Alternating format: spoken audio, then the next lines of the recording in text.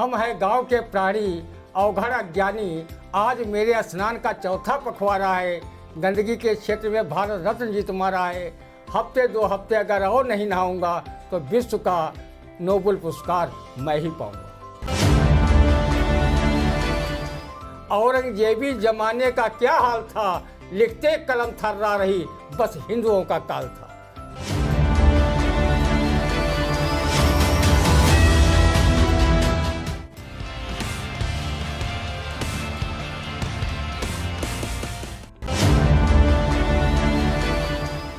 नमस्कार, मैं उदय चौहान। आपका स्वागत है एक बार फिर आई इंडिया के खास प्रोग्राम रंदा में। हमारे साथ मौजूद हैं वरिष्ठ पत्रकार और साहित्यकार ज्ञान प्रकाश सिंह प्रति। रंदा एक ऐसा किरदार है जो वरिष्ठ पत्रकार ज्ञान प्रकाश सिंह प्रति की कलम से निकला है। ये सीतापुर से लेकर देश दुनिया की कुछ खास जो घटनाएं होती हैं उन पर अपना व्यंग्यात्मक लहजे में एक टिप्पणी करके दर्शकों को वास्तविकता बताने और उन तक असलियत पहुंचाने की कोशिश करता है।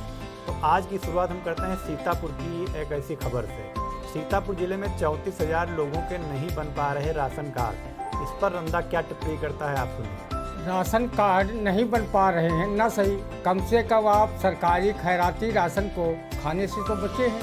अगर प्रशासन सभी के राशन कार्ड बना देगा तो फिर दोगुना राशन खाने वाले कार्डधारियों की थाली में रोटी चावल देखकर नज़र कौन मारेगा। आप ऐसी नज़र मारना कि ओझा तक से लेकर डॉक्टर पनाह मांग जाएं, लेकिन खाने वाले के पेट से दर्द छू मंतर होने का नाम न ले। कार्ड के अभाव में आपको फ्री फोकट का राशन नहीं मिलता है तो चिंता मुक्त होकर नल का ठंडा पानी पीकर सो जाइए, क्योंकि जल ही जीवन है। रंदा की इस कविता पर गौर फरमा लेंगे तो आनंद से रहेंगे। फ्री फोकट का राशन मत खा, ज़्यादा खाने से रख परहेज, मोटा न बन तन को सहे। इसलिए नल का ठंडा पानी पीकर सो जा, क्योंकि जल ही जीवन है। जो मिल सकता आजीवन है, नल का न मिला तो नाली का मिल ही जाएगा। उसे पीकर खली पहलवान जैसा हो जाएगा। मेढक भी तो नाली का पानी पीते हैं, उछलते कूदते फुदकते और शान से जीते हैं, बिना अन्न टनाटन। बहुत सकारात्मक टिप्पणी है। अगली घटना भी सीतापुर जिले की है। सीतापुर जिले में 900 मतदाताओं ने पार की 100 साल की उम्र। इस पर रंदा की टिप्पणी सुनिए। ऐसे शतायु पार मतदाताओं को रंदा की ओर से हार्दिक बधाई। ऐसे मतदाताओं को वोट से लोकतंत्र भी मजबूत होगा और जिस प्रत्याशी के पक्ष में मतदान करेंगे उसे उनका मत रूपी आशीर्वाद भी प्राप्त होगा। रंदा भगवान से दुआ करता है कि ऐसे मतदाता एक और उम्र की सेंचुरी लगाएं, ताकि वो आने वाली सरकारों को बनाए और बिगाड़े। रंदा को जब से पता चला है कि अमुक अमुक मतदाता शतायु पार हो चुके हैं, वो उनके दीर्घायु को प्राप्त हों, इसलिए महामृत्युंजय का जाप कर रहा है।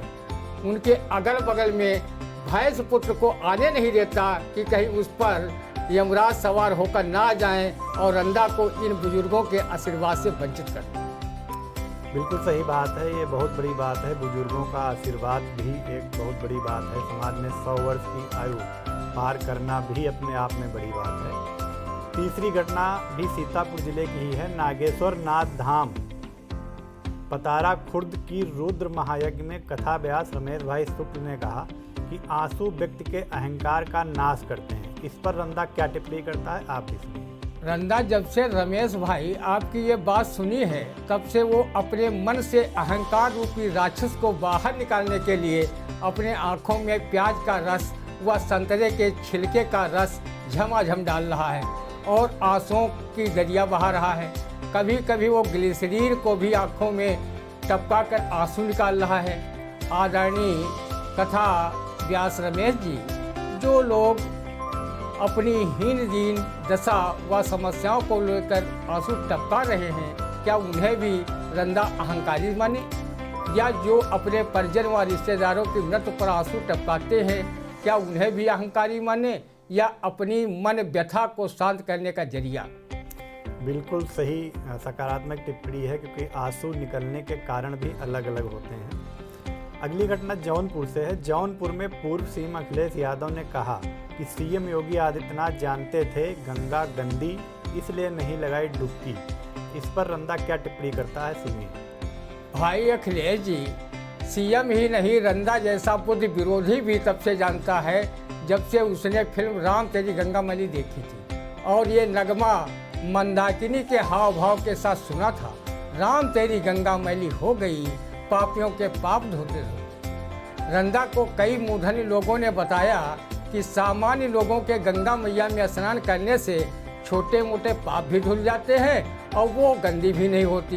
लेकिन जब नेता नामक जीव गंगा मैया में स्नान करता है और उसके पाप धुले या न धुले, गंगा मैया गंदी और प्रदूषित अवश्य हो जाती है। रंदा ने जब से अखिलेश जी आपके इस बयान को पढ़ा है तब से वो हैंडपंप पर गंगा मैया की जय बोलते हुए स्नान कर लेता है और घर बैठे गंगा स्नान का पुण्य अर्जित कर लेता है। संत शिरोमणि रविदास ने तो यहाँ तक कहा था, अपना मन चंगा तो कठौती मत। बिल्कुल सही बात आपने कही। अगली घटना काशी विश्वनाथ धाम की है। काशी विश्वनाथ धाम के भव्य स्वरूप का लोकार्पण करते हुए पीएम मोदी ने कहा, भारत में जब औरंगजेब आता है तो शिवाजी भी उठ खड़े होते हैं। इस पर रंदा क्या टिप्पणी करता है, आप सुनिए। रंदा अगर रांची, आगरा या बरेली के पागल खाने में मेहमान नवाजी नहीं कर रहा है तो वो भी इतिहास के पन्नों से समझ रहा है। औरंगजेब भारत नहीं आया था, वो तो भारत में ही जन्मा था। उसका पूर्वज बाबर भारत में 700 तोपों के साथ आया था और चित्तौड़ के महाराजा राणा सांगा से युद्ध लड़ा था। इसी बाबर के पुत्र हुमायूं, हुमायूं के पुत्र अकबर, अकबर के पुत्र जहांगीर, जहांगीर का पुत्र शाहजहां तथा शाहजहां का पुत्र औरंगजेब था। इसने अपने पिता को जेल में डालकर वह तीनों भाइयों को मरवा कर शासन किया था। इसी औरंगजेब से वीर शिवाजी, गुरु तेग बहादुर, गुरु गोविंद सिंह ने धर्म की रक्षा के लिए युद्ध किया था। वो जबरन हिंदुओं को इस्लाम धर्म कबूल करवाता था। इतिहासकारों की उसके भय से कलम रुक गई थी। इस संबंध में एक इतिहासकार ने लिखा है, औरंगजेबी जमाने का क्या हाल था, लिखते कलम थर्रा रही, बस हिंदुओं का काल था। इसीलिए पीएम महोदय, आपको भी इतिहास की जानकारी दुरुस्त रखना चाहिए, क्योंकि आप देश के करीब 136 करोड़ देशवासियों का प्रतिनिधित्व व मार्गदर्शन कर रहे हैं। बिल्कुल दुरुस्त फरमाया आपने। और आज की जो सियासत चल रही है उसमें देखने में आ रहा, कभी अब्बा जान, कभी चचा जान, कभी जिन्ना तो कभी औरंगजेब की एंट्री हो रही है। समझ में नहीं आ रहा कि कौन किसे क्या कह रहा है, लेकिन पब्लिक के जो असल मुद्दे हैं वो उन पर कोई नज़र नहीं डालना चाह रहा। अगली घटना है, लड़कियों की शादी की कानूनी उम्र अब 21 वर्ष होगी। इस पर रंदा की टिप्पणी सुनिए।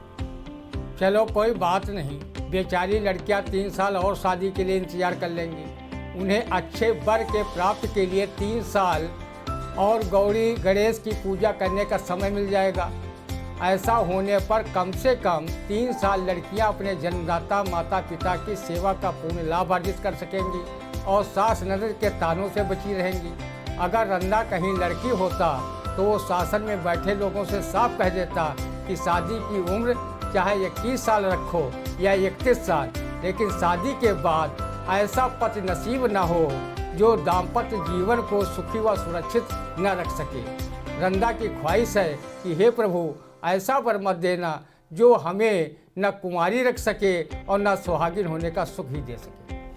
जी बिल्कुल सकारात्मक टिप्पणी रंदा की रही है। हालांकि मेरा भी अपना मानना है कि ये उम्र जो लड़कियों की बढ़ाई गई है अपनी जगह पर कुछ हद तक ये सही भी है, क्योंकि लड़कों की उम्र पहले से ही 21 निर्धारित थी, तो लड़कियों की 18 नहीं होनी चाहिए थी। जब हर चीज़ में सरकार समान देख रही है महिलाओं बेटियों को, तो इसमें भी समानता उनको मिलनी चाहिए थी।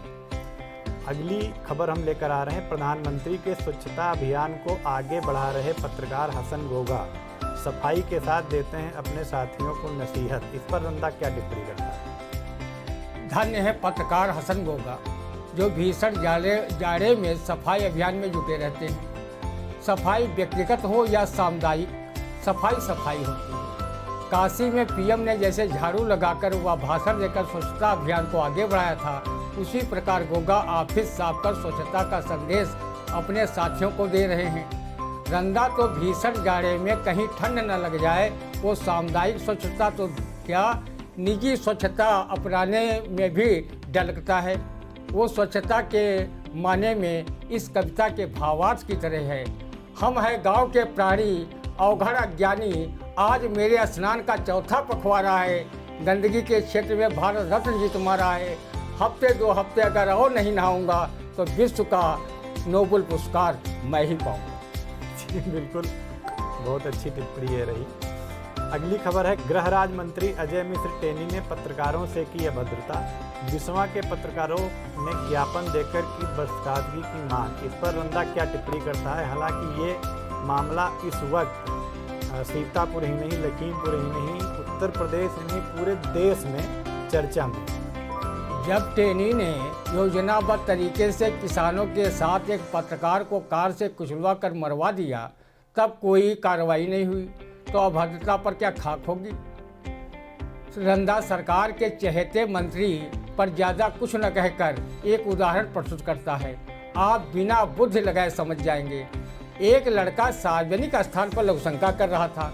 कुछ संभ्रांत लोग उधर से गुजरे, लड़के को ऐसा करते हुए नाराज हुए और उसकी शिकायत उसके पिता से करने के लिए उसके घर पहुंचे।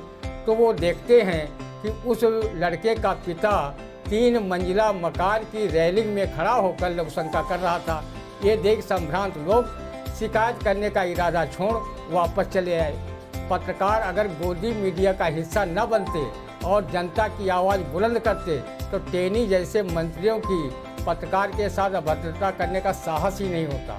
मंत्री टेनी नेपोलियन बोनापार्ट से बड़े तानाशाह भी नहीं है, जिसने कहा था मुझे दुनिया की किसी तोप तलवार से डर नहीं लगता जितना डर मुझे कलमकार की कलम से लगता है।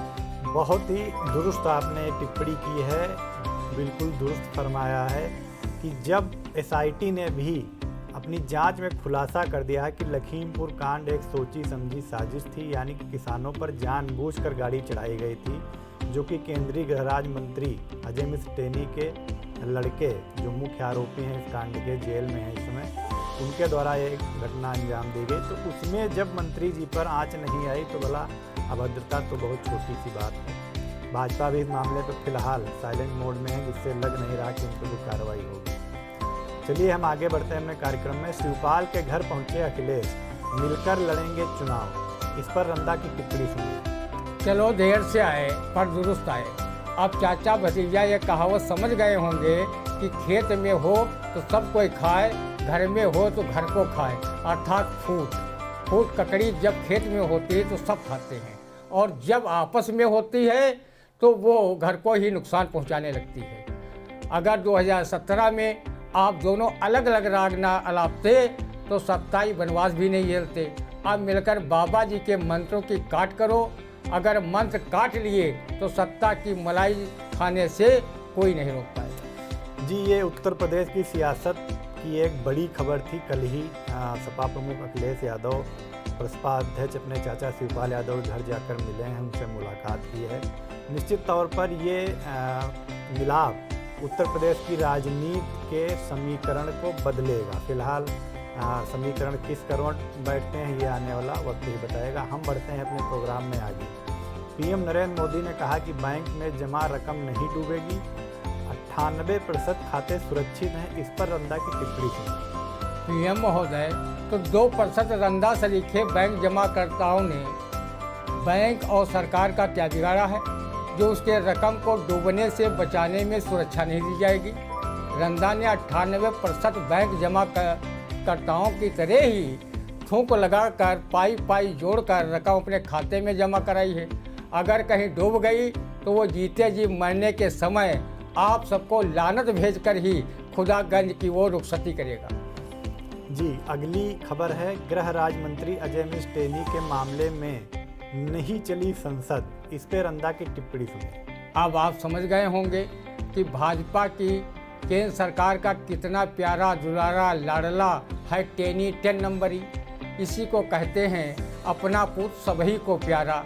कहीं ये सपा बसपा कांग्रेस में होता तो अब तक उस पर कई आपराधिक मुकदमे लाद कर जेल का मेहमान बना दिया गया होता और योगी बाबा का बुलडोजर जैसे अतीक अहमद मुख्तार अंसारी के साम्राज्य पर चला, वैसे ही टेनी के बिल्डिंगों पर चल गया होता।